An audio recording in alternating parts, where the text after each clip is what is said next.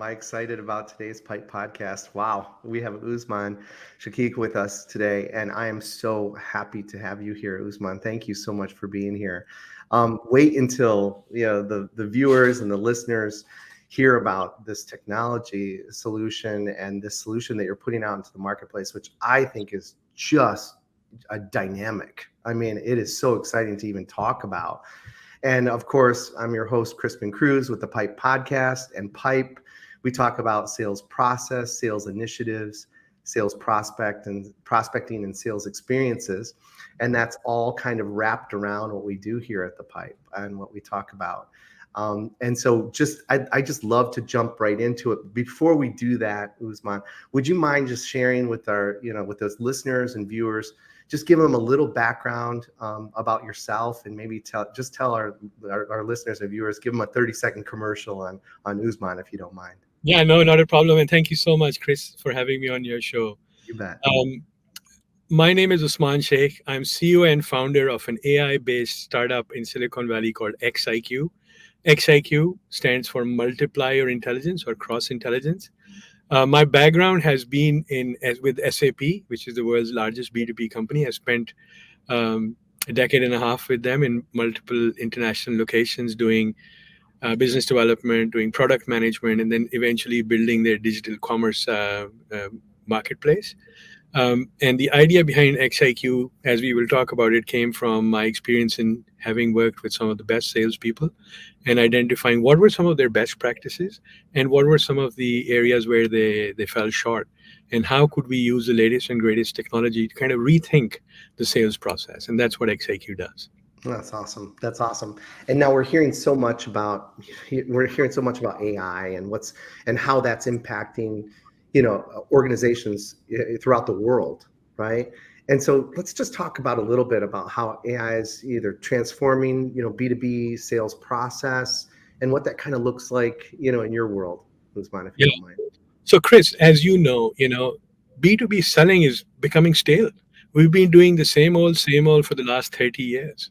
It's the same pipeline management. It's the same things that we do for demand generation. It's the same way cookie cutter approaches for reaching out to customers.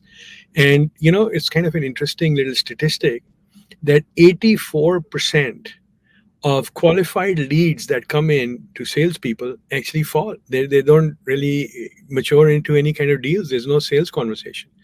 And so why is that happening, right? The reason that's happening is because the world has moved on. There's a lot of data and digital signatures that we leave out there. Customers and prospects demand personalization. They get it in their civilian lives, right? And they want it in their business lives as well, right? When I order a pizza, they already know what I want on toppings, and within seconds, 30-minute guaranteed delivery, etc., etc.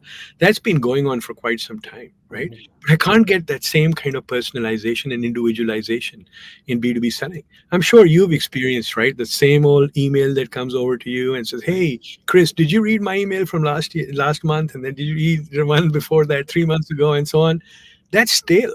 It is just designed to make people angry. Actually, it has the adverse effect of what we are trying to do, which is to engage people, right? B2B sales is about people. And if we can't get mind share, and if we can't kind of engage them and put a smile on their face, we've lost them, right? So it's got to be intriguing. So when we thought about AI, to answer your question, what is transformative in AI, right? So as I mentioned, there's a lot of data in the sales process, from your pipeline data, from your personal data, from your sales related data, news about companies, financials about companies, and so on. And you need all this data to be analyzed to be able to have an intelligent conversation with your prospects, to really impress them that you really know and understand their business. Remember, some of the old things were that, when your customer says, "Hey, you really understand my business," that's almost the deal has been signed, right? That's right. And there's a lot of information. On the other hand, because the sales process is so fragmented, there's so many pieces of technology, there's so many new roles that have come into B2B selling, the SDR, the BDR, the pre-solution engineer, the demand generation person, the field marketer. There's so many people now involved in that buying process that, the customer is getting handed off from one person to the other person to the other person. And that's a horrible user experience. Right. So, what AI does is it helps us connect those disparate dots, and it helps us bring in that information that can make us look intelligent. It can do it in a very short period of time, and it can, we will talk about how it even adds personalization to the equation, right? Mhm. So, it really makes me an improved person to talk to one of my prospects because I understand their business, right? Yeah. So AI is extremely transformative, big data, analyzing it in microseconds, and then being able to produce insights that you can use in your traditional sales methodologies, right? The best practices that we've known. And that's what we did with XIQ. We went and modeled the best practices of the top salespeople, the top 5%. And we Mhm. said, how do we take these top 5% of the best practices and make them available? And AI plays a very significant role in actually helping us. That's great. Well, let's talk about now in our training with Sales Arbiter, and even when we're out training, coaching, mentoring with clients and prospects, right? Or with clients and their sales teams. It's really interesting because the foundation, and one of the things that drew me to your solution and to have you on the show today and to talk more about it is the foundation of our training program is DISC, right? And so can you talk a little bit about DISC and how that works, in the solution set for XIQ as well? Yeah, so maybe I start by giving your audience an idea of what DISC really is. So it's a behavioral science, and another name for this kind of behavioral science is psychometric analysis. So, how does your brain go about making decisions? How does it influence you to communicate? What are the words that you may be using? How do you make decisions, right? And this science has existed for over 100 years. And Chris, Dr. William Marston, by the way, interestingly enough, the guy who invented Wonder Woman, created Wonder Woman, did this back in 1923. I think he was a Harvard psychologist, and he created this, and it's been working. So a lot of companies, including where I used to work at SAP, use this to analyze, kind of like the old saying, what color is your parachute, right? Like, Mhm. how do you want to be analyzed? Like, what would be a good career path? Well, those same traits exist today in helping selling, because if I can understand the mindset of my prospective buyer, more than half the battle is won already, right? Because now I'm communicating with them in a style they like to be communicated with. Mhm. I am engaging with them using the words, using the topics that they're interested in, and I just become much more relevant rather than just taking that same old stale stuff that has been going on for the last 30 years and reusing that, right? And Mhm. so freshness is a very, very important thing that is required in kind of upgrading that traditional selling process, right? Right. Right. And, And that and sorry, and this, let me just close that off. And go this ahead. Go ahead. kind of understand that mindset, right? It is the behavioral science. And one other thing I want to add to that, sorry, Chris, I know I stopped and then kind of kicked back again. But one of the things I want to talk about is that if you think about it, all of us interpret things in a different manner, right? Mhm. It's very subjective. So, we may look at the same person, and if four people are looking, they'll have four different opinions on that person, right? Sure. God knows who's right and who's wrong, right? So with behavioral science, what it does is it kind of levels that playing field.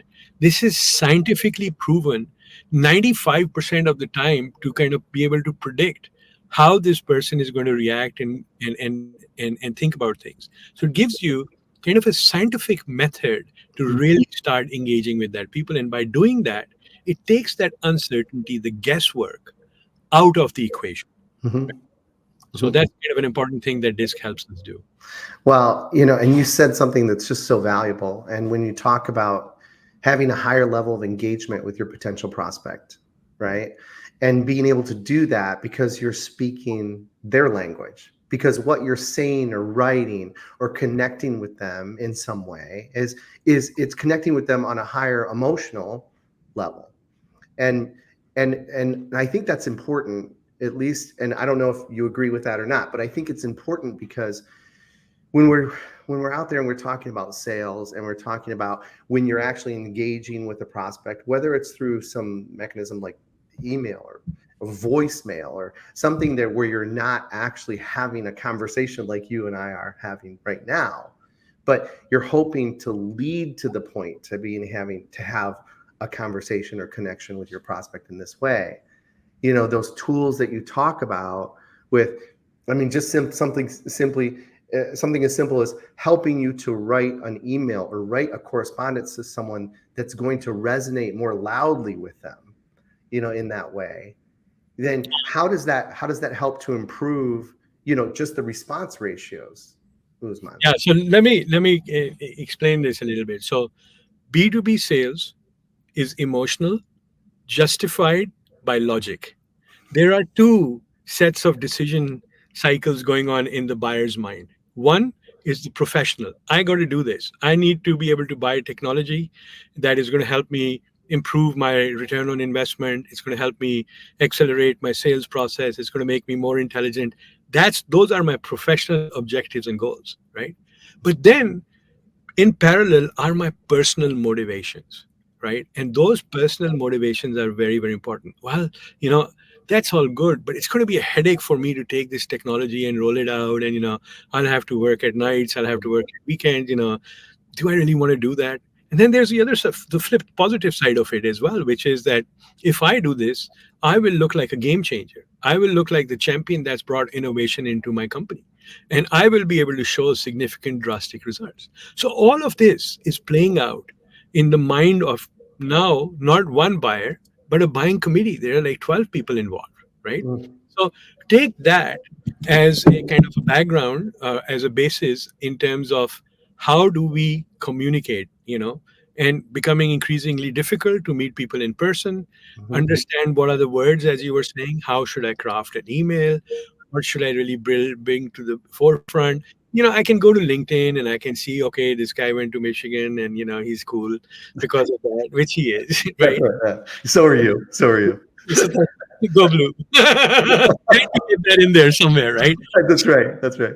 So it kind of does that, but you got to go beyond that. I need to be able to justify, so the emotional part, I said go blue, I kind of resonated with you just for a little bit, I kind of broke that first piece of ice with you. But then the decision is not going to be based on, hey, go blue, right? It's going to be based on, I have an investment. And, in these large companies where B2B selling is taking place, the people that have been selected to make those decisions are very seasoned individuals, right? That's They've right. been selling and they've been buying, and they are good in what they do. They're not just somebody that rolls off the street and suddenly they put them in, hey, go and buy a $20 million system or cybersecurity or something like that, right? Right. It's a very big responsibility. And Yeah. so when you go beyond that that kind of initial emotional touch and you start justifying the logic, now I have to work through that piece as well. So it's both those pieces, and then I need to be able to take what I understand at a logical level and be able to communicate it to you, so it becomes your personal motivation, your personal goal. It speaks to you, right? So here's my logic, and then it speaks to me, that to you, that hey, Usman or Chris, if you select this solution, it will make your life easier. It will Mhm. make you look good, right? And by the way, it's good for the overall organization. It's good for your customers. All that kind of stuff has to start adding up, right? Yeah. Yeah. So It's so good. And when we talk about, and I get so excited about this because, and I go back to just the training, that we talk about when you're having when you're having this level of engagement with your potential prospect, and wherever it starts or however that starts. And when when it's working, because a lot of times, Usman, I'm saying, to those that again that we work with, I'm saying, okay, put yourself in the prospect's shoes. Put yourself in the prospect's shoes. Put yourself in the prospect's shoes. Like, I'm continuing to remind these organizations and those sales leaders and the sales people that we engage with. I'm saying, think about how you buy.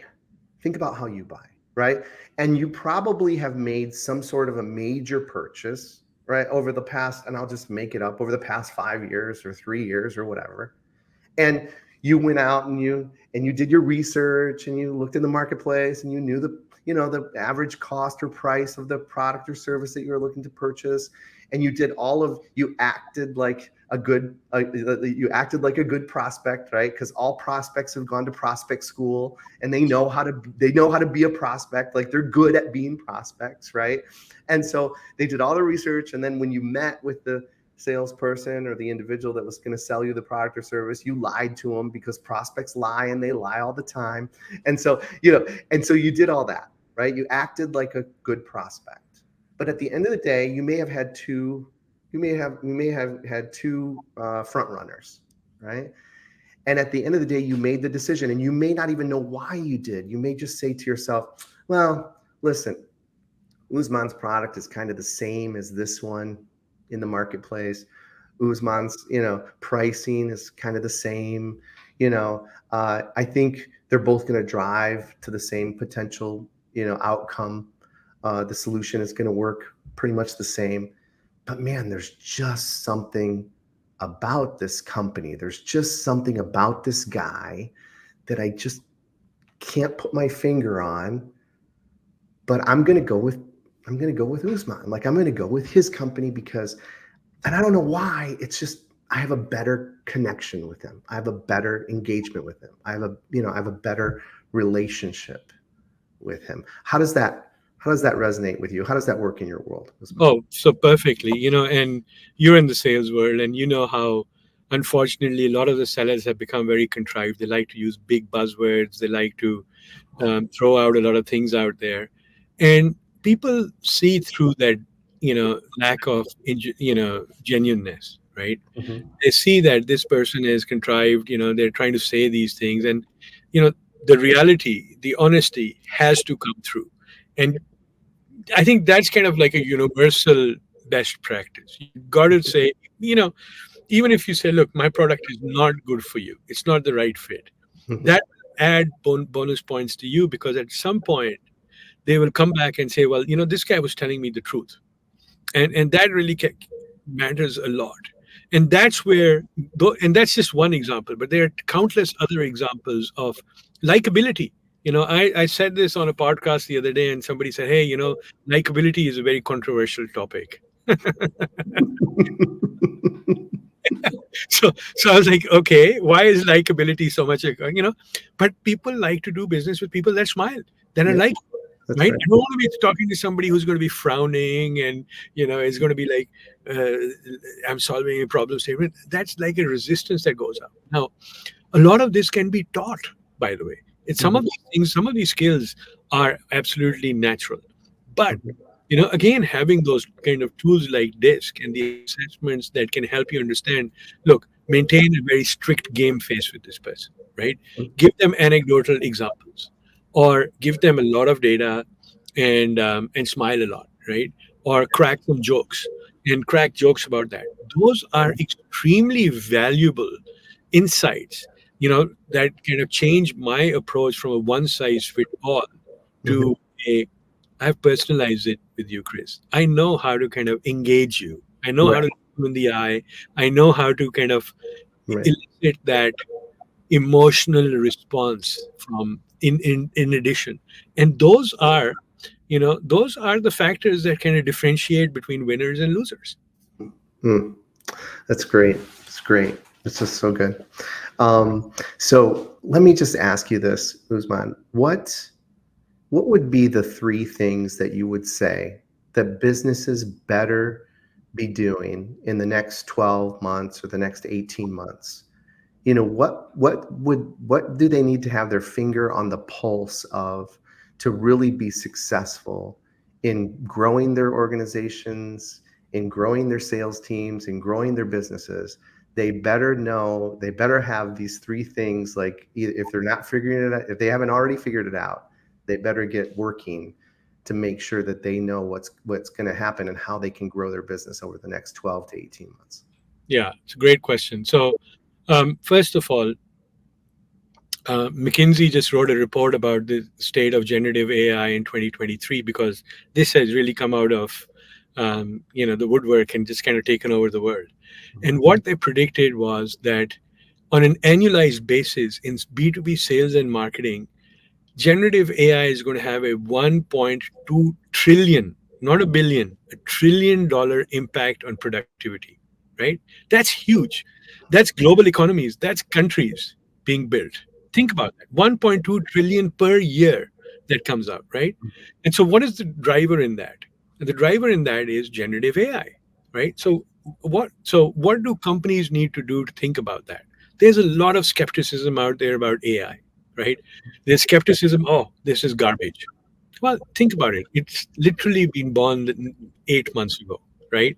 Mhm. It's crawling, but it's already really really good. The kind of emails that writes is gazillion times better than some of the people that are writing. I know that might not be a popular statement, but it is. Why? Because I'm getting that cookie cutter email, and I'm seeing even sometimes our own sales guys are taking the same cookie cutter approach and sending it out, and it just kind of annoys me, right? Why are you doing it when you have capabilities? We are not going to go back on AI. AI is here to stay. Mhm. AI is not going to take your job. AI, think about AI, we like to call AI augmented intelligence, right? And what is the augmentation? It is analyzing all that data that's out there. So the clever, smart, progressive people, sales leaders, will see how they can channel this augmented intelligence to raise the game of their sales players, Mhm. right? And kind of help them make better decisions, help them understand the mindset of their prospective buyers, custom tailor that approach. Literally, all the things that we've been talking and telling, the soft side of selling, which is really not the soft side of selling, it is actually selling, right? Right. All Right. of those things are still pertinent. They're very, very pertinent, Mhm. right? However, we have lost touch with those things, right? When I used to be at SAP, the statement used to be you've got two eyes, two ears, and one mouth, and use them in that order, right? Right. Right. The best sales guys are really, really like a fly on the wall. They never looked like those, flamboyant, charismatic guys that would, hey, how you doing, right? Walking in and kind of lighting up the room. And they were scoring the big deals, right? And that makes a lot of difference because it's really those best practices that need to be taught again, but in a new environment. And we've got a lot of things competing against us getting there. One of them is we've got to sell to about 12 people in the buying committee, Mhm. right? Second thing is that there's a lot of data. Everybody, all those 12, 15, 16 people want personalization. That's right. Three, I'm not going to be able to talk to them. Four, I'm dealing with about, on average, B2B sales makers deal with about 12 different technology solutions. I'm spending more time updating my CRM system and learning how to, look up contacts and how to kind of navigate through a particular platform than I am doing what I should be doing. So all of that is competing with your ability to sell. I Right. read somewhere that it's like less than 28% of the sales maker's time is actually spent on selling, Mm. right? Wow. Yeah. 72% of their time they're doing non-value added updates, right? So we've taken the sellers away from selling. And not only have we done that, we've taken them away from, let's put it this way, the art of selling, Mm. right? And Mhm. the art of selling today can be substantiated by AI because I can learn how to do a customized pitch based on knowing their personality, what are their opportunities. One of the things that we use in our platform when we go in and write an email is that we say, hey, what are Chris's personal motivations that will help him grow in his job? Think about that, right? This is very very core, but it's a Right. question that is very very difficult to answer. But now AI can help us do that because it has many different reference points. Mm. Has a job description, it has your personality, it has your company, it has your industry. All of those are feeding into helping me understand what would be your motivation and your motivation. And then, like, are you really a person that wants to succeed, or you just want to go ho hum along with the for the ride, right? And Right. knowing those kind of things is like super important, but we don't have time to kind of gather. And then on top of that, we are virtual. I can't go into your office and see, hey, he has two daughters and one son, and this is where he went to school, and blah blah blah. All the things that in the old days the sales guys could go and check just to kind of help. What is your favorite sports team? What do you do over the weekends? Like, what are your Mhm. hobbies? What flavor ice cream you like? Right, right. All those things, and that's what really makes the difference. I don't have time to do that. Well, AI can help you get to that, right? Mm. So, Yep. That's great. That's great. So let's talk about how now we do have some that watch the podcast, listen to it, engage, and they're true entrepreneurs, and they're they maybe they have a few employees. They don't have these big legions of employees, right? And they're small. I say they're small tactical companies, right, that are out there that are looking to grow and continuing to gain market share in their markets and their industries. How do they how do you get started with AI? Like, what would you recommend, like, that they do? Because I know a lot of your companies are more enterprise size companies, right? But how does this, maybe the smaller entrepreneur, the small business person, how do they get involved with AI? What would you recommend? Where do they start? so let me throw this out to you. So McKinsey said $1.2 trillion of productivity in selling. Okay. Mhm. So what that means, and what tools like ours do, is there is no longer a requirement for small companies to behave like small companies. Why? Yeah. you know it's my preparedness. Why should I be resigned to the fact that my revenue is less than $100 million or $10 million or $5 million? Why can't I operate? As a matter of fact, that's what's really going to happen, right? It's going to Right. take me up. And like we've been talking throughout, it's the personalization, it's being able to analyze the data, Mhm. it's being able to take the insights, and today it's at your fingertips. It really doesn't take that long to get. I mean, honestly, we do this every day. All our salespeople go from strategy, identifying what is the pain point, Mhm. mapping our solutions, identifying who are the prospective buyers, what are conversation starters with those buyers, how should I engage them, and then what are their personal motivations, right? And then we write, and we do this, believe it or not, in less than 10 minutes. Mm. Less than 10 minutes. Think about that, right? Yeah. We've got the SWOT analysis going, we've got all of that, and the generative AI pieces, taking all these things and Mm. helping do that. This is an unprecedented opportunity with AI. So, number one thing, my recommendation to your answer is think big. You can think big. Don't resign yourself into sitting in a small box, because today, with these tools, you can really leapfrog, right? You can jump. You have the opportunity to kind of move up. You can perform like the top of the ladder, top of the companies that invest a lot of money in sales. You can do that at a relatively significantly cheap clip, right? So Mhm. you can do that because technology allows you to do that. So stop thinking. Second thing I would say is that you got to think through your processes.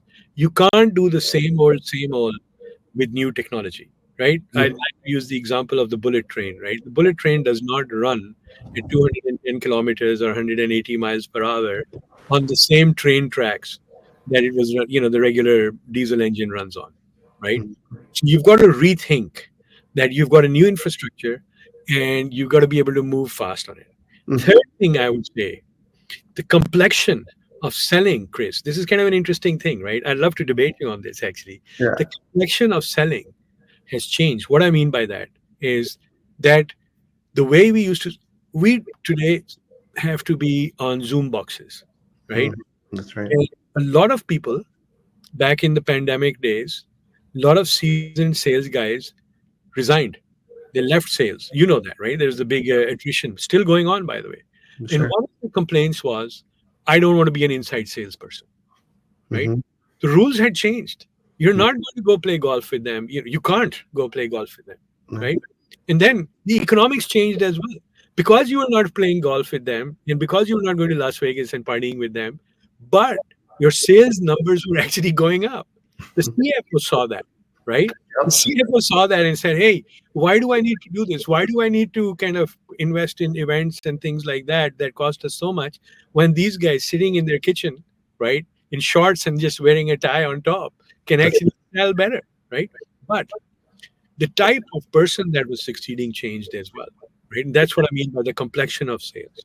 It was those people that were much more savvy with technology, right? Mhm. We have generations of people that are the TikTok generation, they're the Instagram generation. They live on video, they know how to communicate, they know how to convince, right? And Mhm. they're really, really like television stars that are actually behaving, like stars on TV. Not everybody that's been in traditional selling will transition to that. A. Right. So the personality type is going to change. Two, due diligence has become, and data science, those two things have become a major part of sales, right? I talk to a lot of sales leaders and they say, look, Usman, I sit there and I'm wearing my data science hat and I'm looking at my pipeline and I'm looking at my customers and I'm analyzing them all over the place, like what is their profitability. I've got my data hat on, and then I have to switch from that data hat and go into my sales hat, right? And I have to put on my sales hat. That's become kind of second nature. So the person, think about this, right? The person that's going to be able to wear those three hats, right? Function in this virtual environment and connect, right? Second, be able to have the due diligence, right? And be able to conduct the due diligence in order to do that and be very comfortable with these tools is a different person than traditionally we've had in sales, Yeah. right? So we're going to see a shift in that. Still, the rules of selling, people buy from people they trust and like. That will always universally be there, right? But who does that and who earns that trust will change. Yeah. Now, Usman, I added one to that. So people buy from people that they trust, that they like, and that are like them, that are like them. So another another piece that we talk about with the disc and trying to, understand their behavior type, and then trying to match and mirror that, or at least be recognized that you could make that prospect not okay by, if you're this high I behavior type, like sometimes I have to cage that I.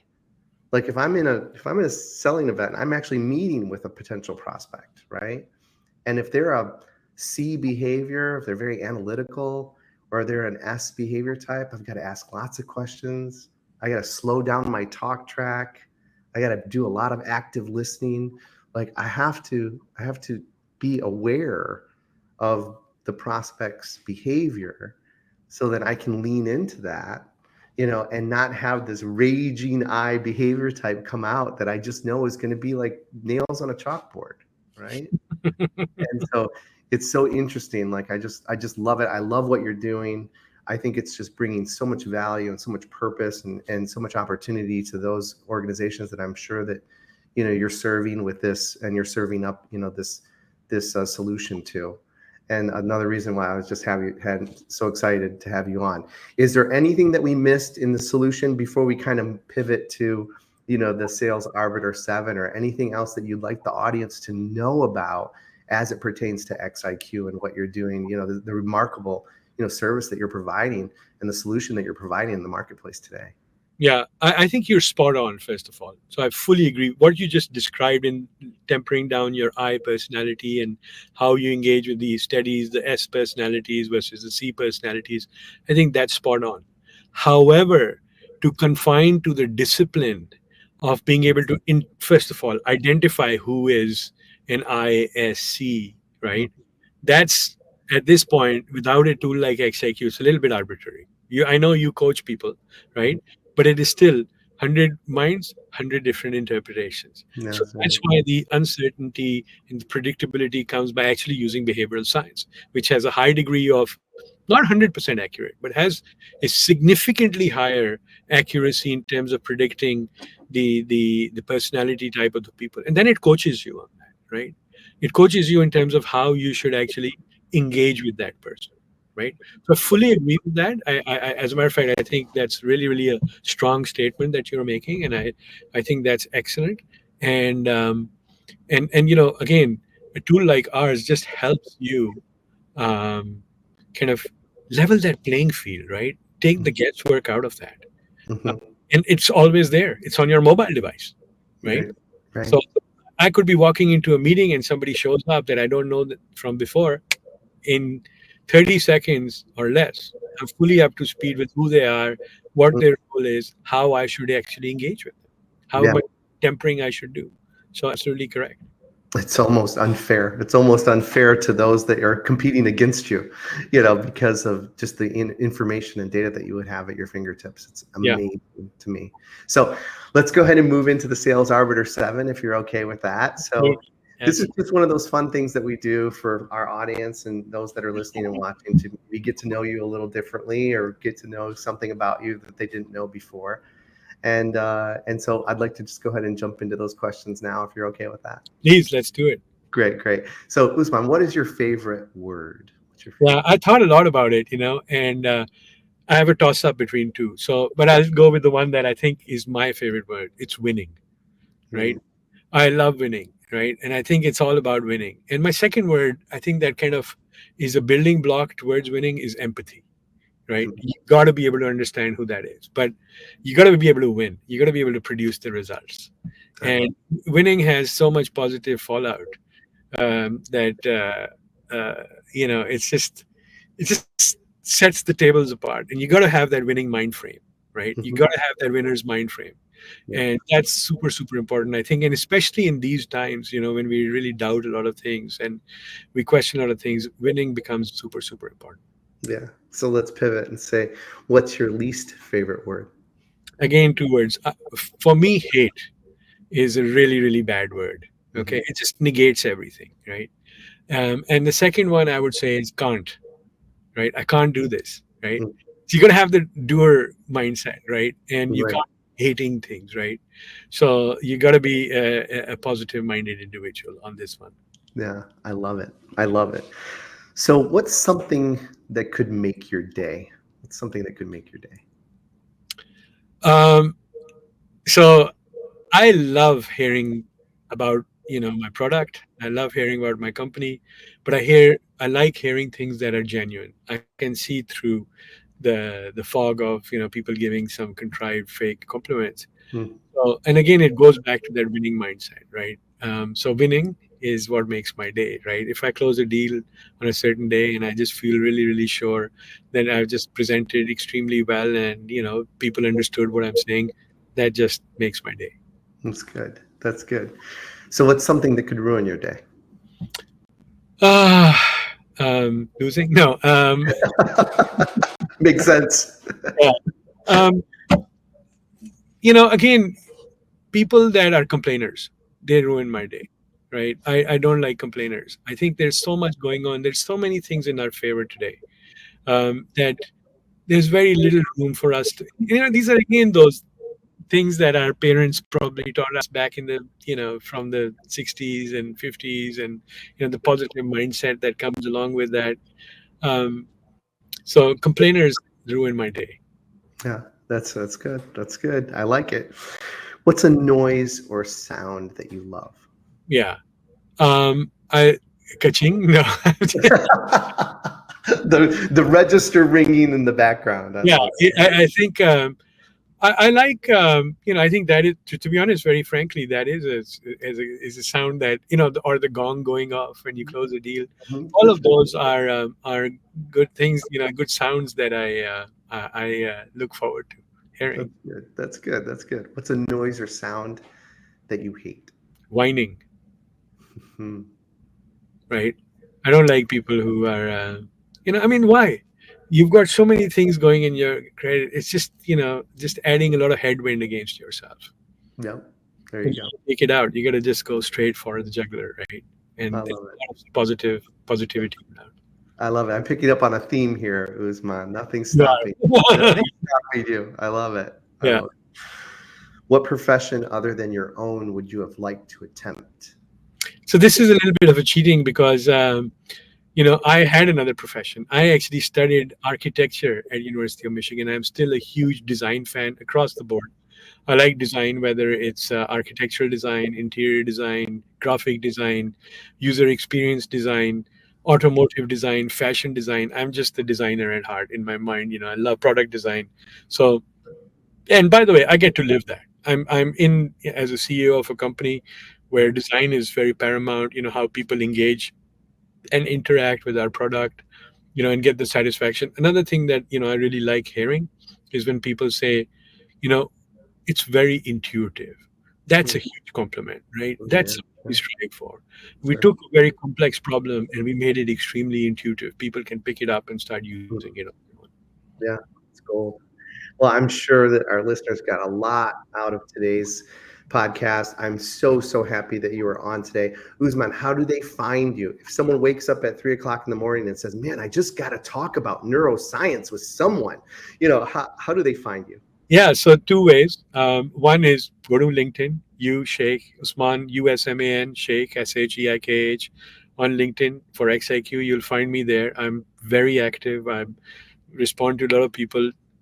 Here's another thing. Everybody that uses our platform, I connect with them. So I've got thousands of connections as a result of that. I reach out to them and I connect because I want to hear from them, right? So I appreciate anybody coming in. Um, and then pretty much I'm everywhere. I'm on Instagram. I'm in Good. TikTok. Our company website, LinkedIn page is there, xiqinc.com. You can write to contact@xiqinc.com and you can get a hold of me. That's great. That's great. Well, thank you so much for being on today. I can't thank you enough. And I'm like I said, I'm sure that if there should be lots of people connecting with you and reaching out to you on this solution. It is intuitive, it's dynamic. And again, Usman, thanks again, and we'll see you soon. I always close out every podcast like this. So I always say, keep selling and have fun doing it. Thank you so much. Thank you, Chris, for having me on your show.